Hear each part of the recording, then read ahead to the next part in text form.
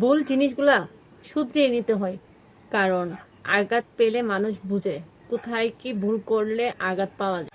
অতি সহজে কাউকে বিশ্বাস করতে নাই, তাহলে কিন্তু তার কাছ থেকেও আঘাত পেতে হয়।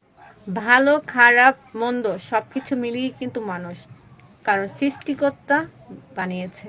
জীবনটা কিন্তু আমার একা নয়, কারণ এই জীবনের সাথে মা বাবা ফ্যামিলি আত্মীয় স্বজন সবাই মিশে আছে। কাউকে কিছু বলার আগে নিজের উপর আগে আঙ্গুল তোলা উচিত, কারণ তুমি কিরকম আর আমি কেন অন্য কাউকে একটা বাজে কথা বলবো।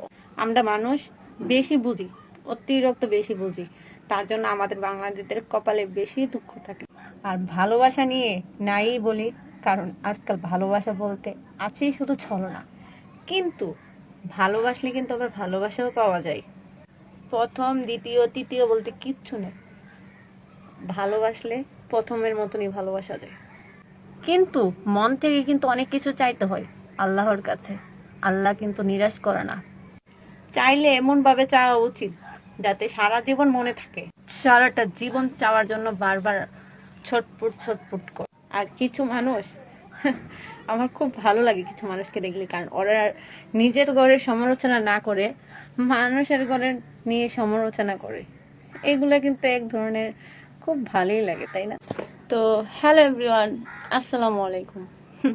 আমি তোমাদের মাঝে চলে আসছি আজকে নতুন একটা ভিডিও নিয়ে। এক কথা হয়েছে, আমাকে যারা পেজ থেকে ফলো করো অনেক ধন্যবাদ, বা যারা আমাকে টিকটক থেকে ফলো করো ওদেরকে অনেক ধন্যবাদ, বা যারা আমাকে ইউটিউব থেকে ফলো করো তাদেরকেও আমার অনেক ধন্যবাদ। কেন বলছি জানো? কারণ এইসব প্ল্যাটফর্ম না আসলে বুঝতাম না যে মানুষ যে আরো কত হিংস্র টাইপের। এই প্ল্যাটফর্মে না আসলে বুঝতাম না যে মানুষের পিছনে আরো বেশি লাগতে পারে। কারণ 64 জেলার মানুষ আমরা এখানে কাজ করছি, আরো বিভিন্ন পৃথিবীর মানুষ এই প্ল্যাটফর্মে আছি, কিন্তু আমরা তো সবার মনের মতো হতে পারবো না। এখান থেকে 5 জন 3 জন বা একজনের মনের মতন হতে পারবো, বা 99% হলেও 10% হতে পারবো না। তো সবার মনের মতন তো চলতে পারবো না, তো আমাদের গতিতে আমরা চলতে হবে। তো যে বা যারা পিছনে সমালোচনা করবেন না, সবসময় সামনে সমালোচনা করতে চেষ্টা করবেন। একটা কথা মনে রাখবেন, মানুষকে পিছন থেকে কিছু না বলে সামনে একটা কথা বলবেন, কিন্তু সেই মানুষটা কিন্তু বুঝবে। কিন্তু পিছনে একটা কথা বলে তো সে তার ভুলটা শুধরাতে পারবে না।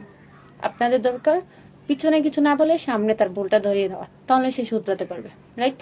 আর কখনো কোনো কিছু নিয়ে মানে এটা সেটা বলবেন না। এখানে কাজ করতেছি, সবাই মিলেমিশে কাজ করব। আর কথার ভিতরে সবসময় ভালো কোয়ালিটি মতন একটা ভিডিও বানাবো, যাতে এই ভিডিওটার মাধ্যমে সবাই শিখতে পারে। ঠিক আছে? তো থ্যাংক ইউ, আল্লাহ হাফেজ।